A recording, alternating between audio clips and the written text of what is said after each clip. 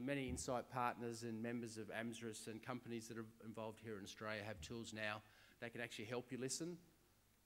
But I suggested, you need to actually have a researcher involved to make sure you're extracting what you should do with the information. As Michelle said at the start, we have a special skill in making sure what we're actually talking about is used. And different models, different ways of, the old standard IOTA model and awareness, interest. These models need to be challenged again and potentially have a look at different models where we're actually not only thinking about how many people remember us, but how many people actually are engaging, how many people are actually taking notice of us, how many people are we kind of converting into fans. Slight differences, but important differences right now for marketing. And again, continuous, I think, more than ad hoc. So the idea of having a tracking program running across the whole year, and as you speak to somebody about whether you've seen our advertising and what you think about our brands, you invite people to drop into a community, and that community, we can talk to you every week about things that you're interested in. So having continuous learning instead of ad hoc, research projects that take 8 or 9 weeks to do, or even 3 weeks to do. And the reason they do take so long is that there's a briefing process, and there's a proposal, then we need to get sign-off, then we need to write a recruitment spec. There's all lots of good reasons why it takes so long and costs so much.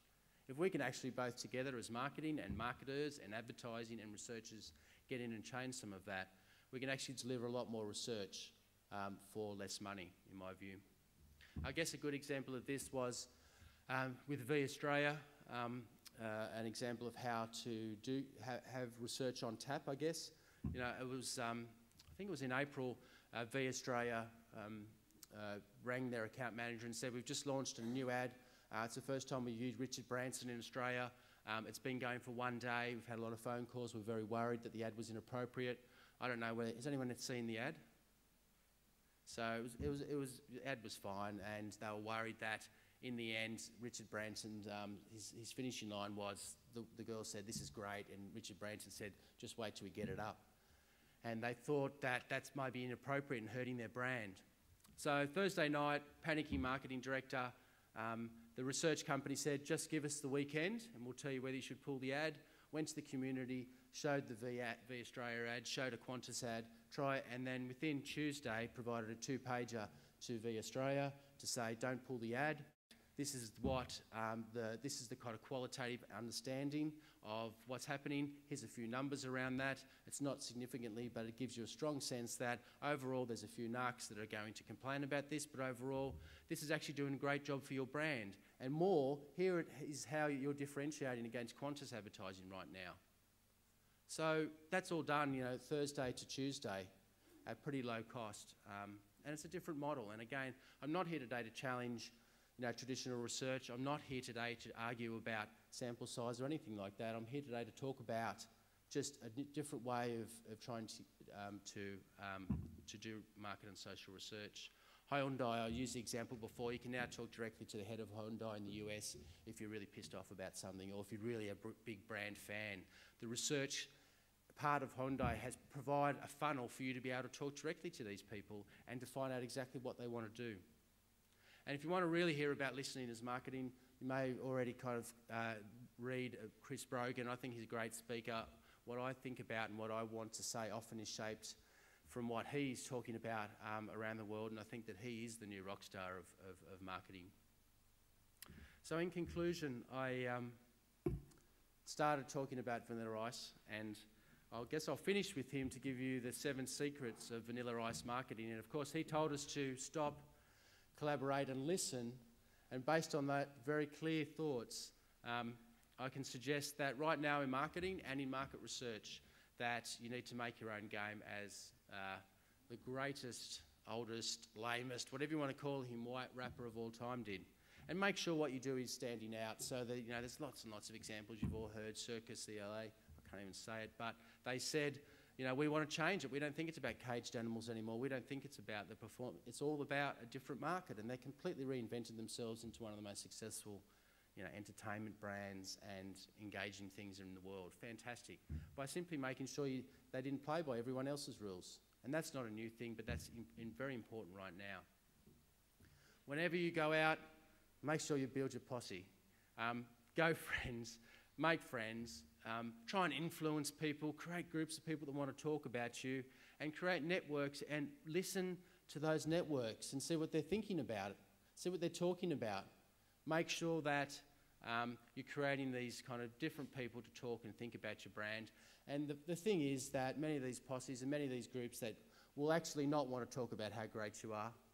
And unfortunately, we're all going to have to get used to that and really listen about why, and listen properly about why we're not great, and take that on and accept that and try and improve. Make sure that we spin off what we're already doing successful, so we don't always have to reinvent things all the time.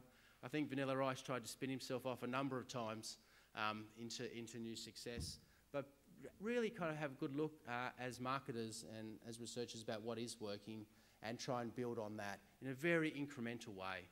So the idea of big strategy, big risk is really just not appropriate. There's no money or kind of appetite, I don't think, for that these days, and we just have to be realistic about it. As researchers, this is something we need to learn from advertising. Throw out awesome parties, not only as businesses, but throw awesome parties when you bring people together. No one wants to create, if you get invited to a party and you turn up and there's just a few people sitting there looking into their laps, a bit strange looking, not like you, no one wants to stay in there. You pretty much make an excuse and try and get out of there.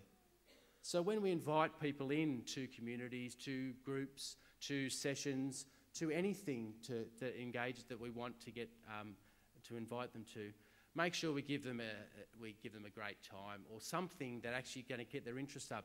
And again, we can use them they can connect with each other. We can actually use it as an opportunity to help them build relationships as a way of actually of entertaining ourselves. Make sure that you pass it round, and no longer are we, the researchers, or I suggest the marketing director or businesses, the only ones that really can tell you what to do. Make sure that you really properly listen again, but actually pass the mic around and make sure we actually ask our people to participate. Share all the information you've got, don't hoard it. I think competitive advantage is such a difficult thing these days, but there's so much to be learned about sharing, connecting with people that are similar to you, and really just getting through and trying to learn from each other.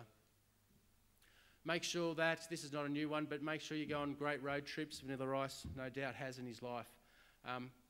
Get out of the office, get your brand out of the office, get what you're doing kind of out of the qualitative one-way mirror, and be in the field and talk to people. Try and add value, try and understand the experience, and try to capture real content to try and bring out what customers are thinking and feeling.